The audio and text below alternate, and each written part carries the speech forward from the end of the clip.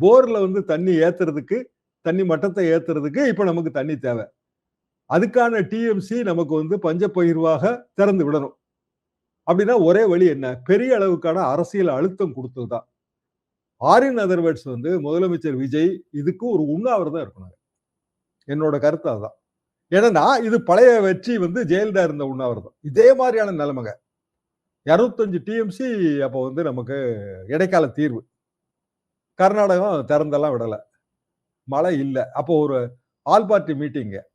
All party மீட்டிங்னா எல்லாரையும் கூப்பிட்டு, எங்கள மாதிரி பத்திரிகையாளர்களையும் கூப்பிட்டுருந்தாங்க. அப்புறம் வந்து கட்சிகள், அப்புறம் வந்து காவிரி டெல்டா விவசாயிகள் சங்கங்கள் எல்லாத்தையும் கூட்டி ஒரு பெரிய கூட்டம் நடத்துனாங்க ஜெயலலிதா அம்மா. எனக்கு தெரிஞ்சு இந்த பிரச்சனைக்காக அவ்வளவு பெரிய பிராடான கூட்டம் நடத்துனது அதுதான்.